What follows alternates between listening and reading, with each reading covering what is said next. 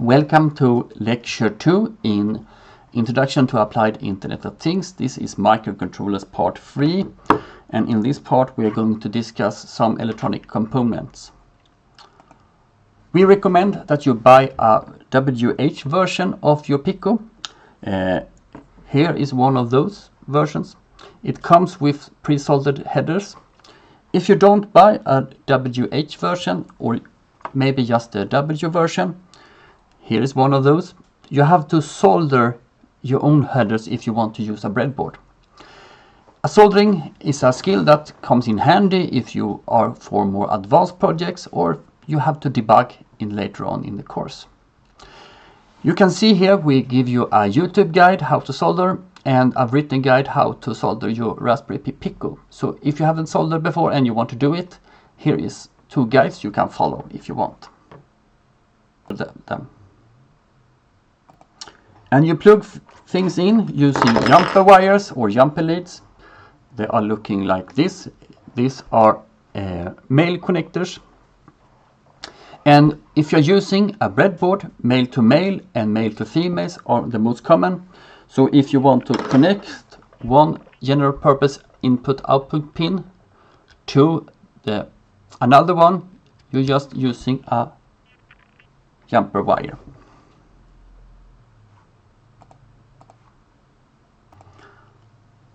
Sometimes the voltage is too high. For example, with a LED, then we have to use a resistor. A resistor controls the current by providing resistance. The resistors are available in different values measured in ohm. As the current flows through a resistor, the voltage drop, the higher the resistor is. So if you look at this resistor here, you see that it's orange, then brown, and the third band is for tolerance. But you read the first band is for the first digit, so orange means 3. So 3, that's 33, and the third band is brown, that means 10. So 33 times 10 is 330 ohms. And if you buy a kit of resistors, normally you get one of these diagrams together with the resistors. One common use is to prevent, for these examples, LEDs from drawing too much current and damage themselves. This LED just can take 2 voltage, not 3. So if you plug it in with 3, it can get harmed and get broken. But in many cases you buy sensors in modules. They are looking more like this. And then they have resistors integrated. So you don't have to add resistors. But some sensors you have to add resistors. So read the documentation for your sensors and see if you have to add a resistor. And if you have to add a resistor, sometimes the documentation says how much, but other times you have to calculate using the Ohm's law. An LED is a small light that turns on when the current flows through it. It normally have 2 legs. One larger one called anode and a shorter one called cathode. And you plug in the power to the longer leg and the shorter leg to the ground. And for Pico projects, you normally must use a resistor for around 200 to 300 ohms so the LED doesn't burn out. In some of the first projects, we will connect one LED to a general purpose input output pin on the Pico and the cathode to the ground, and we don't forget to add a resistor. And then we turn the GPIO pin on and off. That means setting the voltage to high or low, and by that we can control the light on this one.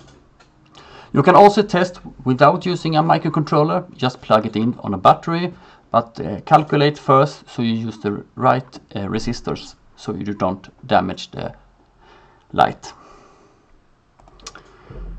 Here we have a momentary switch. This is one I have.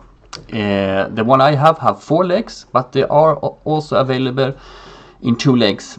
By pressing and releasing, we can make this input device for our Pico to read on and off and control things like controlling lights and other things we want.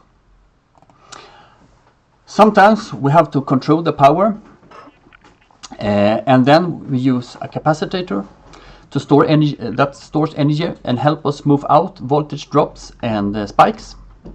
For example, if we are using NeoPixels, we often use a capacitor to place across the power and the ground.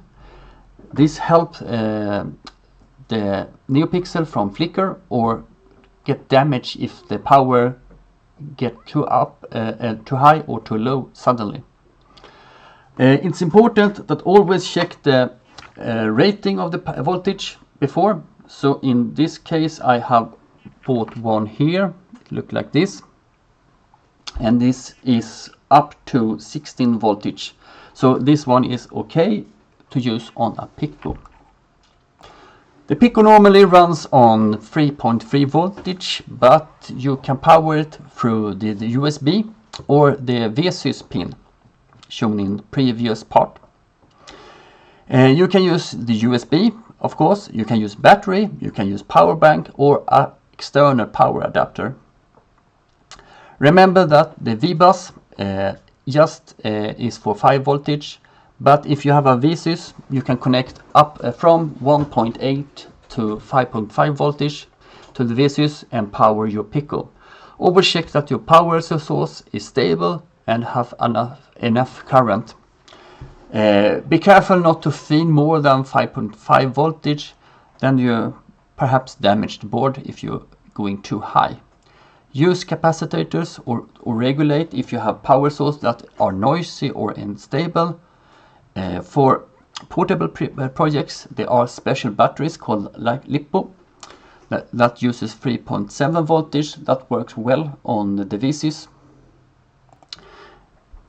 If you want to control a thing like a coffee machine or a heater or a motor that runs more, or a pump that runs, for example, on 12 volts or more, you can't control that from your Pico because the Pico just can output 3.3 voltage. Then we use a thing called relay, and you can buy, here is a relay module, and that lets your Pico turn on and off devices that need more voltage or current. For example, if you want to control a fan, you can use this relays to control home appliance things like light, heaters, coffee machines, and they come in 1 channels that I showed you up, but also 2 channels, 4 channels, etc., depending how many things you want to control. One last thing we want to show is this is a NeoPixel. A NeoPixel is a brand name for smart RGB lights made by Adafruit. Technically they are called WS2812 or 20L12B.